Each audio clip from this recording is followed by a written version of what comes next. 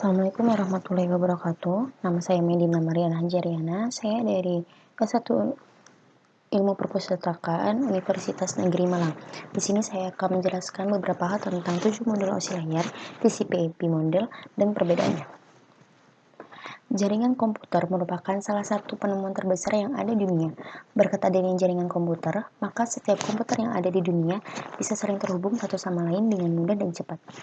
Jaringan komputer dapat saling menghubungkan komputer dengan menggunakan dua metode utama, yaitu metode jaringan kabel dan juga metode wireless atau nirkabel. Meskipun terjadi dalam waktu yang sangat singkat, ternyata proses terhubungnya komputer di dalam sebuah jaringan haruslah melalui proses yang sangat panjang.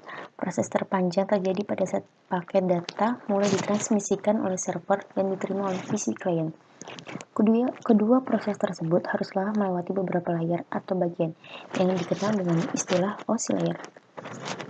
7 model OSI layar ini menggambarkan bagaimana sih informasi dari suatu software aplikasi di sebuah komputer berpindah melewati sebuah media jaringan ke suatu software aplikasi di komputer lain. Model referensi OSI secara konseptual terbagi ke dalam 7 lapisan, di mana masing-masing lapisan memiliki fungsi jaringan yang spesifik. Ini pembagian layar pada model referensi OSI. Penjelasan model 7 lapis OSI layar yaitu yang pertama ada physical layer. Sesuai dengan namanya, physical layer merupakan lapisan yang berhubungan dengan fisik. Layar fisikal ini berhubungan erat dengan fungsi persinyalan. Fungsi physical layer yaitu mendefinisikan media transmisi jaringan, mendefinisikan metode persinyalan, sinkronisasi bit data, mendefinisikan arsitektur jaringan, mengaplikasikan topologi jaringan, melakukan proses pengkabelan, mendefinisikan LAN card atau NIC dalam bekerja dengan gelombang radio. Yang kedua, yaitu ada data link layer.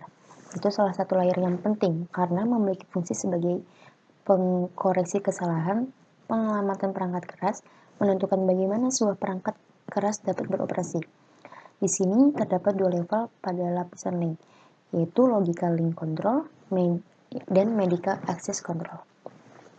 Lapisan selanjutnya adalah network layer. Fungsi utama dari network layer ini adalah untuk membantu mendefinisikan alamat IP atau Internet Protocol, sehingga tiap komputer dapat terhubung dengan satu jaringan.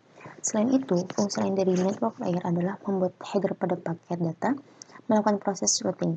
Fungsi dari beberapa head jaringan seperti router dan juga fungsi hub berjalan pada layar ini, dan cara melakukan pemecahan paket data dan juga melakukan proses routing. Yang kelima yaitu session layer. Lapisan session layer ini memiliki fungsi utama untuk mendefinisikan bagaimana sebuah koneksi bisa dibangun, serta dapat mendefinisikan manajemen dari sebuah koneksi, seperti menghancurkan dan juga memelihara koneksi. Yang keenam yaitu presentation layer. Pada layar ini, data mulai ditransfer dan bertindak sebagai layer keenam ketika sebuah komputer menerima paket data. Fungsi utama dari lapisan layer presentation ini adalah mentranslate data yang akan ditransmisikan dari menuju sebuah aplikasi. Apabila proses awal, lapisan ini berfungsi untuk menerjemahkan aplikasi menjadi sebuah data yang akan ditransmisikan.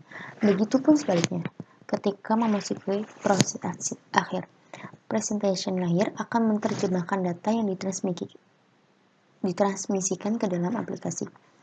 Berikut ini adalah beberapa protokol pada lapisan layer presentation, yaitu desktop software, virtual network computing, dan remote desktop protocol. Layer terakhir pada OSI layer yaitu application layer, yaitu lapisan yang pertama pada saat sebuah data mulai ditransfer dan merupakan lapisan terakhir yang dilewati begitu komputer klien menerima data tersebut. Fungsi dari application layer yaitu application layer sebagai pelepas data dalam sebuah jaringan dan juga penampil data dalam sebuah jaringan. Memiliki beberapa fungsi seperti menyajikan interface antara aplikasi dengan jaringan, mengatur bagaimana sebuah aplikasi mampu untuk mengakses jaringan, membuat pesan-pesan berupa kesalahan pada jaringan, menampilkan display dari sebuah jaringan. Ada beberapa protokol yang ditempatkan pada lapisan application layer ini, yaitu HTTP, SMTP, dan NFS. Ini model OSI layer saat mengirimkan data dari komputer satu ke komputer lain. Seperti ini.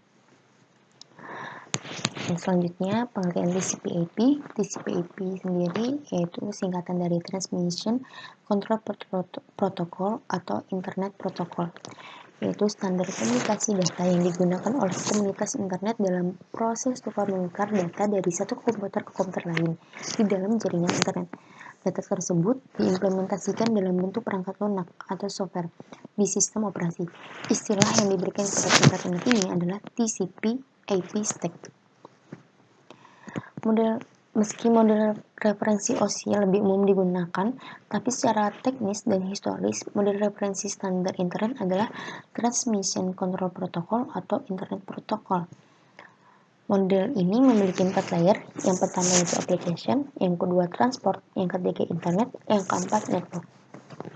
Ini model TCP/IP.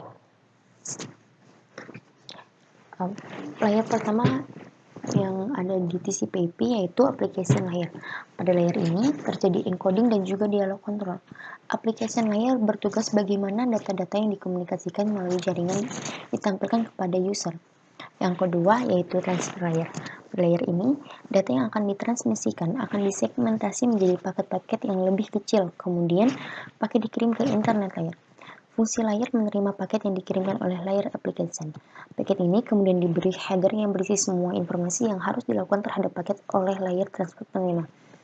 Berguna untuk membuat komunikasi menggunakan sesi koneksi yang bersifat connection oriented atau broadcast yang bersifat connectionalis. Protokol dalam lapisan ini adalah Transmission Control Protocol dan User Diagram Protocol. Yang ketiga yaitu Internet Layer. Pada layer ini, segmen dienkapsulasi menjadi paket dan kemudian dibungkus dengan alamat logika IP.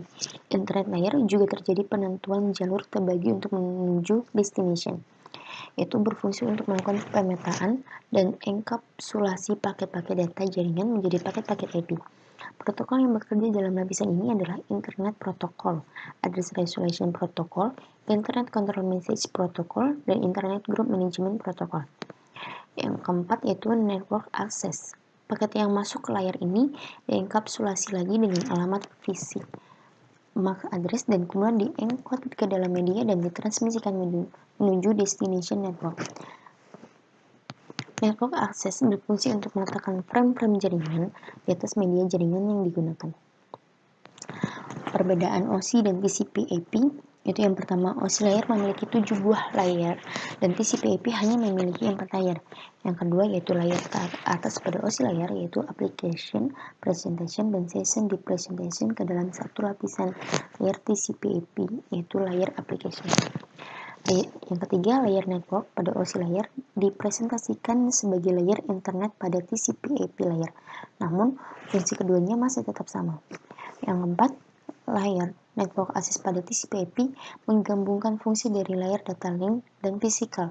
Pada OSI layer, dengan kata lain, layer network access merupakan representasi dari kedua layer paling bawah dari OSI layer, yaitu data link dan physical.